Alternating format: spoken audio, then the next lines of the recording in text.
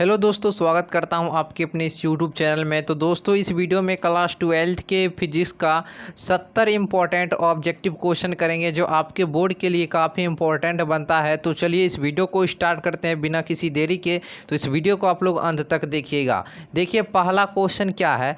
हवा में epsilon R का मान होता है। हवा में एप्सिलॉन आर का मान 1 होता है, ऑप्शन नंबर सी। अगला क्वेश्चन है आपका, निम्नलिखित में से कौन संबंध सही है। काफ़ी इंपॉर्टेंट क्वेश्चन है, याद रखिएगा। ई वेक्टर बराबर एफ वेक्टर बट्टे क्यू, ऑप्शन नंबर ए। चलिए अगला क्वेश्चन को देखते हैं। 70 प्रश्न करना है। चलिए अगला क्वेश्चन है आपका, एक एकांकी चालक के लिए निम्न में से कौन अनुपात अचर होता है। कुल आवेश बट्टे विभव, ऑप्शन नंबर ए। और आप लोग इस वीडियो को अंत तक देख लेते हैं तो आपके बोर्ड एग्जाम के लिए 10 से 15 नंबर फिक्स हो गया है इस वीडियो से। काफ़ी इंपॉर्टेंट क्वेश्चन है इसमें, तो ठीक है, तो आप लोग याद जरूर कीजिएगा। अगला क्वेश्चन देखिए क्या है। किसी आवेशित खोखले गोलाकार चालक के भीतर विद्युतीय तीव्रता का मान 0 होता है, ऑप्शन नंबर सी, 0 यानी 0। अगला क्वेश्चन है, एक आवेशित चालक का क्षेत्र आवेश घनत्व सिग्मा है, इसके पास विद्युत क्षेत्र का मान होता है तो सिग्मा बट्टे epsilon naught, option number B. याद कर लीजिएगा इस सारे क्वेश्चन को। अगला क्वेश्चन देखिए क्या है। अगला है, आर त्रिज्या की पृथ्वी की विद्युत धारिता होती है तो 4 pi epsilon naught capital R, option number B. अगला क्वेश्चन देखिए। अगला आपका क्वेश्चन है, किसी सूक्ष्म विद्युत द्विध्रुव के मध्य बिंदु से बहुत दूर आर दूरी पर विद्युत विभव समानुपाती होता है 1/r² के, ऑप्शन नंबर सी। अगला है, धातु का परावैद्युतांक होता है अनंत होता है, ऑप्शन नंबर बी, अनंत। ये अनंत लिखा हुआ है यानी इन्फिनिटिव, ऑप्शन नंबर बी। याद रखिएगा इन सारे क्वेश्चन को, जिस जिस क्वेश्चन के बारे में बोल रहे हैं आप लोग याद कीजिएगा। अगला क्वेश्चन है, +10 माइक्रोकूलम एवं -10 माइक्रोकूलम के दो बिंदु आवेश वायु में परस्पर 40 सेंटीमीटर की दूरी पर रखें, निकाय की विद्युत स्थितिज ऊर्जा -2.25 जूल हो जाएगी, ऑप्शन नंबर सी। न्यूमेरिकल के लिए घबराना नहीं है, एक वीडियो अलग से बना देंगे, सारा उसमें कवर कर लेंगे। आवेशी संधारित्र पर संग्राहक पट्टिका और संघनक पट्टिकाओं के आवेशों का योग होता है 0 होता है, ऑप्शन नंबर ए। अगला है, 1 एम्पियर बराबर होता है 1 कूलम बट्टे 1 सेकेंड, ऑप्शन नंबर ए। याद कर लीजिएगा इस क्वेश्चन को। अगला क्वेश्चन देखिए क्या है। अगला क्वेश्चन है, काफ़ी इंपॉर्टेंट है, इस क्वेश्चन को याद कर लीजिएगा। किसी चालक के संवहन वेग VD तथा आरोपित विद्युत क्षेत्र E के बीच संबंध होता है VD समानुपाती E, ऑप्शन नंबर बी। चलिए अगला क्वेश्चन की ओर बढ़ते हैं। अगला क्वेश्चन देखिए क्या है। किसी बंद परिपथ के किसी लूप के विभिन्न बिंदुओं के बीच के विभवांतरों का बीजगणितीय योग होता है 0 से अधिक होता है, ऑप्शन नंबर ए। अगला क्वेश्चन देखते हैं क्या है। स्थिर विभवांतर पर किसी विद्युत परिपथ का प्रतिरोध आधा कर दिया जाता है, उत्पन्न ऊष्मा होगी दोगुनी होगी। अगला है, विशिष्ट प्रतिरोध या प्रतिरोधकता का ऐसा मात्रक, मोस्ट VVI क्वेश्चन है, याद रखिएगा ओम मीटर होता है, इस क्वेश्चन को याद कीजिएगा, ओम मीटर। चलिए अगला क्वेश्चन देखते हैं क्या है। क्या है क्वेश्चन देखिए आपका, तांबा का कार्यफलन होता है कुछ इलेक्ट्रॉन वोल्ट होता है, याद रखिएगा तांबा का कार्यफलन कुछ electron volt, option number A. अगला है, चुंबकीय क्षेत्र के फ्लक्स का ऐसा मात्रक क्या होता है, टेस्ला होता है, याद रखिएगा ऑप्शन नंबर ए। अगला है, लॉरेंज बल की दिशा ज्ञात करने का नियम है फ्लेमिंग के बाएं हाथ का नियम, ऑप्शन नंबर ए। चलिए अगला क्वेश्चन देखते हैं, याद कीजिएगा इस सारे क्वेश्चन को। अगला है, चुंबकीय क्षेत्र में गतिमान कण का अपरिवर्तित रहता है तो वेग केवल चाल, केवल गतिज ऊर्जा, चाल और गतिज ऊर्जा दोनों, तो ऑप्शन नंबर डी हो जाएगा, चाल और गतिज ऊर्जा दोनों। अगला है, गैल्वेनोमीटर में शंट का उपयोग किया जाता है उच्च धारा से सुरक्षा के लिए, ऑप्शन नंबर आपका सी हो जाएगा, ऑप्शन नंबर सी, उच्च धारा से सुरक्षा के लिए। अगला क्वेश्चन देखिए क्या है, याद रखिएगा इस क्वेश्चन को, काफ़ी इंपॉर्टेंट है। किसी द्रव्यमान के भी वेग से गतिमान कण का तरंगदैर्ध्य होता है लैम्डा बराबर क्या हो जाएगा, एच बट्टे mv, ऑप्शन नंबर बी। अगला क्वेश्चन देखते हैं क्या है। निम्नलिखित में से किन पदार्थों की प्रवृत्ति बाह्य क्षेत्र से मजबूत चुंबकीय क्षेत्र से कमजोर चुंबकीय क्षेत्र की ओर जाने की होती है, तो यह प्रतिचुंबकीय पदार्थ में।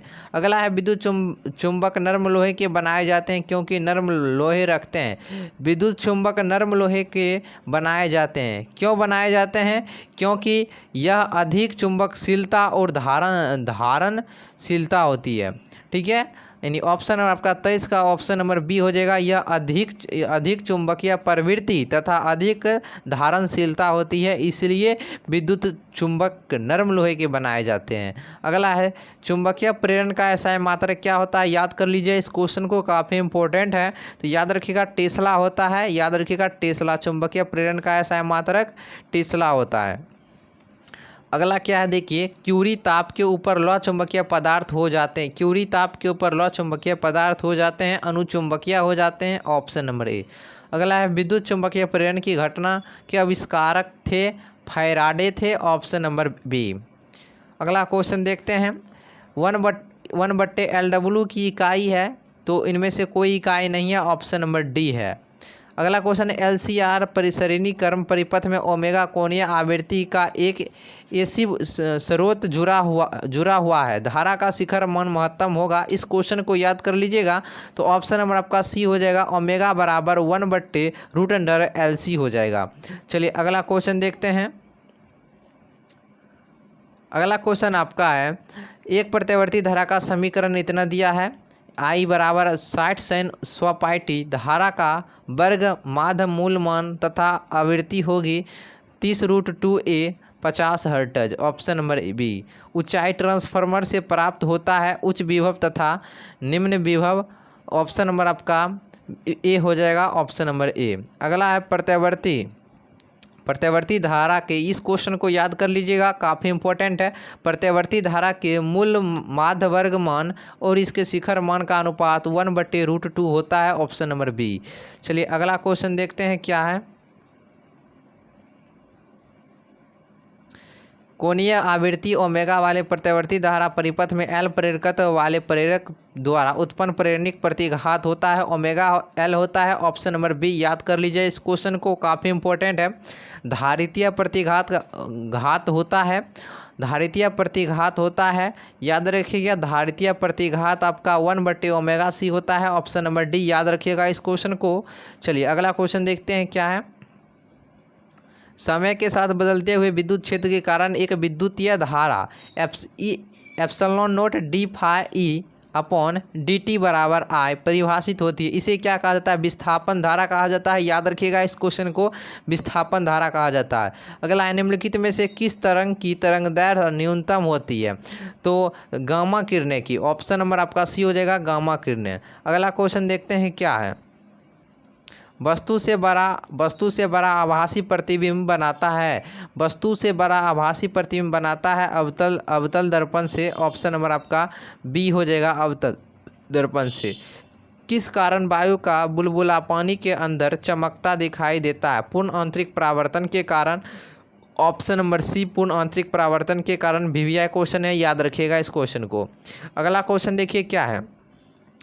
एक आवर्धक ग्लास जिसकी क्षमता 12 डायोप्टर है की आवर्धक क्षमता है, इसकी आवर्धक क्षमता कितनी है, 4 है, ऑप्शन नंबर ए। अगला है दो उत्तल लेंस परस्पर संपर्क में रखे हैं, समतुल्य लेंस है, उत्तल है, ऑप्शन नंबर ए। अगला है बेलनाकार लेंस का व्यवहार किया जाता है आंख के उस दोष को दूर करने के लिए जिसे कहा जाता है astigmatism, option number C astigmatism.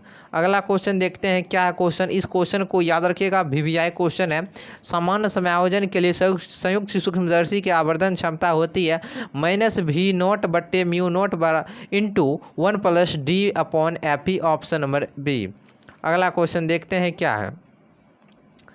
देखिए अगला क्वेश्चन है, पतली झिल्ली के रंगीन दिखने का कारण क्या है, पतली झिल्ली के रंगीन दिखने का कारण है व्यतिकरण, ऑप्शन नंबर बी। याद रखिएगा इस क्वेश्चन को। अगला है इंद्रधनुष का निर्माण जिस कारण से होता है वह आपका है इंद्रधनुष का निर्माण जिस कारण से होता है वह है वर्ण विक्षेपण। क्या है, वर्ण विक्षेपण। याद रखिएगा इस क्वेश्चन को। अगला है कोणीय वर्ण विक्षेपण बराबर होता है, मोस्ट VVI क्वेश्चन है, μv - μr into A, option number a most VVI question है, याद रखिएगा। अगला क्वेश्चन देखिए, एक स्वस्थ व्यक्ति के आंख के लेंस की फोकस दूरी लगभग होती है। काफ़ी इंपॉर्टेंट है, रट लीजिएगा इस क्वेश्चन के, आपके बोर्ड एग्जाम के लिए काफ़ी इंपॉर्टेंट है।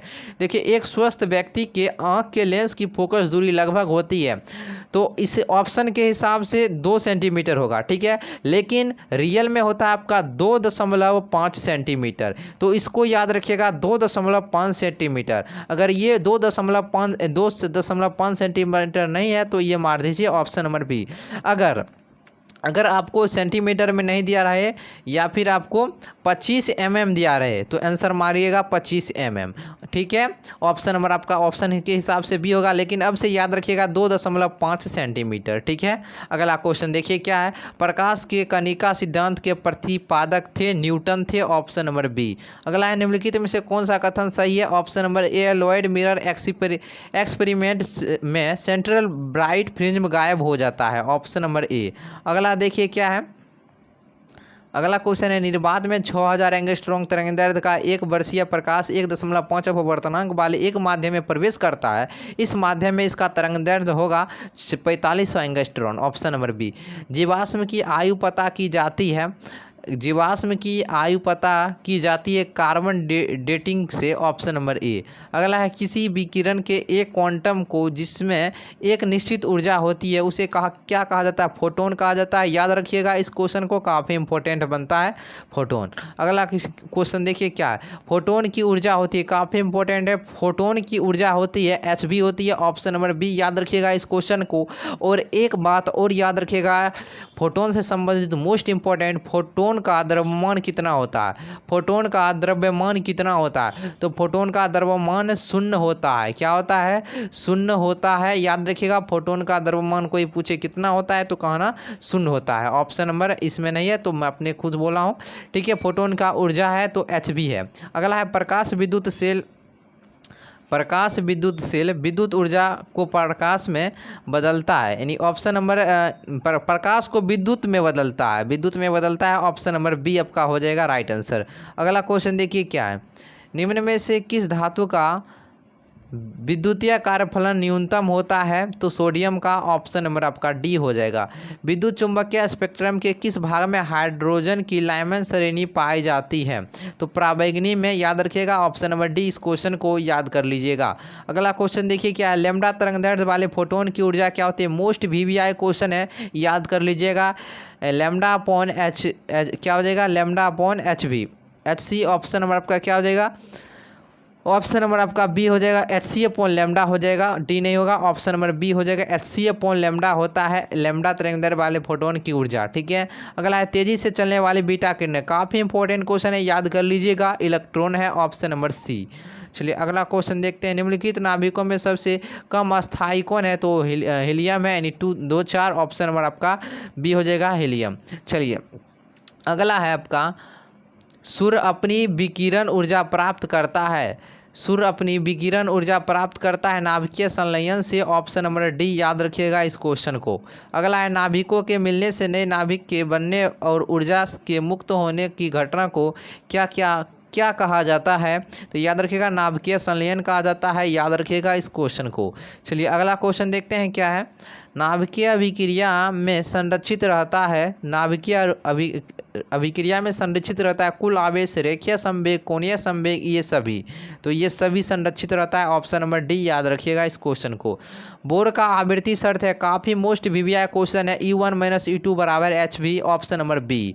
बोर का आवृत्ति शर्त क्या है, E1 - E2 बराबर HV, याद रखिएगा। अगला क्वेश्चन है, 15 का द्विधारी तुल्यांक क्या है, 15 का द्विधारी निकाल लीजिए, 15 का द्विधारी निकाल लीजिए। 2 सते 14, 1 हुआ 15, 1 बचा 15, 2 तिहाई 6, 1 हुआ 7, 2 एकम 2, 1 3, इधर से लिख दीजिए 1 1 1, इस तरह से द्विधारी लगा दी, 4 1 द्विधारी। देखिए ऑप्शन नंबर आपका सी मिल रहा है, ऑप्शन नंबर सी। 63 है, दिया गया परिपथ संकेत दर्शाता है, या क्या दर्शाता है, एनपीएन ट्रांजिस्टर को, एनपीएन ट्रांजिस्टर को, ऑप्शन नंबर ए। अगला है, नीचे दिए गए परिपथ में धारा का मान इसमें कितना होगा, 100 एम्पियर होगा, ऑप्शन नंबर आपका सी हो जाएगा, 10 की पावर 2 एम्पियर। दशमलव अंक पद्धति की 27 का द्विधारी निकालना है, तो 27 का निकाल लीजिए, 27 का निकाल लीजिए।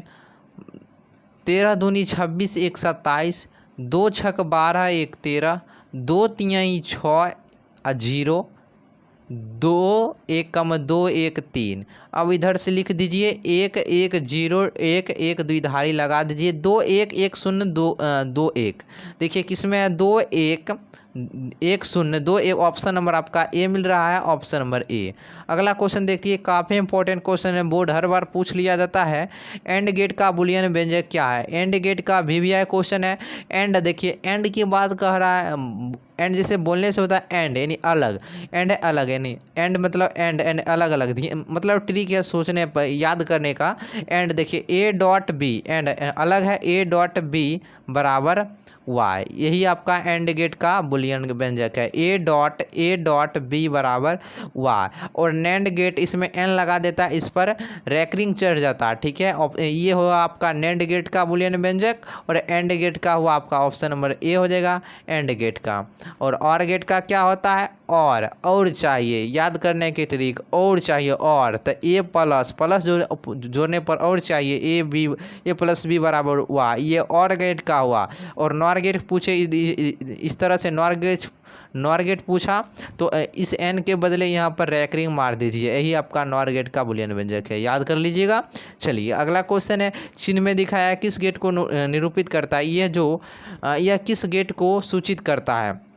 देखिए यह एंड गेट को सूचित करता है। 67 का ऑप्शन नंबर आपका हो जाएगा डी। क्या हो जाएगा? एंड गेट को। याद रखने का सिंपल ट्रिक है, अंतिम में देखिए डी है ना, देखिए इसका बोले हम बताए भी हुए हैं, देखिए अंतिम में डी है ना, तो डी जगती बना दीजिए, ठीक है। एक इधर खींचिए, दो गो इनपुट इधर दीजिए, आउटपुट प्राप्त होगा। ये आपका एंड गेट का है, एंड गेट का है।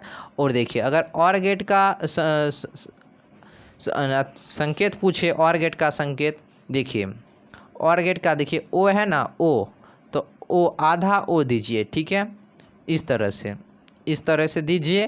और इधर इस तरह कीजिए, इस तरह कीजिए, दो को इस तरह, ये आपका और गेट का संकेत है, ठीक है। एक इधर से निकाल दीजिए, ठीक है, सिंपल है। चलिए और इसमें अगर नॉर गेट का नॉर गेट का संकेत पूछता तो ये अब यहाँ पर एक बिंदु लगा देते और इस तरह से खींच देते, तो ये आपका नॉर गेट का संकेत हुआ। अगर आपका ये एंड गेट का है, अगर नैंड गेट का संकेत पूछता, नैंड गेट का फिर एंड जगती बना दीजिए, एंड जगती इस तरह से बना दीजिए। और 1 मिनट एन के बदले यहाँ पर 0 लगा दीजिए, एक पाई घीच दीजिए, यह नैंड गेट का हो गया, ठीक है। चलिए अगला क्वेश्चन की ओर बढ़ते हैं। एक पी प्रकार अर्धचालक होता है, धनावेशी, ऑप्शन नंबर ए। मॉड्यूलन वह प्रयुक्ति है जिससे एक रेडियो वाहक आवृत्ति पर जानकारी अंकित होती है, ऑप्शन नंबर ए। याद रखिएगा इस क्वेश्चन को। अगला क्वेश्चन देखिए क्या है, लास्ट क्वेश्चन है, भूतरंगे के प्रेषण में प्रयुक्त आवृत्ति परास होती है। काफ़ी इंपॉर्टेंट क्वेश्चन है, याद रखिएगा। 10 मेगाहर्ट्ज से 200 मेगाहर्ट्ज, ऑप्शन नंबर आपका सी नंबर राइट आंसर हो जाएगा, ठीक है आपका। देखिए वीडियो आपको अगर अच्छा लगा है तो वीडियो को लाइक कर दीजिएगा, वीडियो को लाइक कर दीजिए अच्छा लगा है। चैनल पर नए हैं तो चैनल को सब्सक्राइब कर लीजिएगा, रेड कलर का जो सब्सक्राइब लिखा हुआ सब्सक्राइब कर लीजिएगा। तो फिर मिलते हैं आपके साथ किसी एक और नए वीडियो के साथ, तब तक के लिए जय हिंद, वंदे मातरम।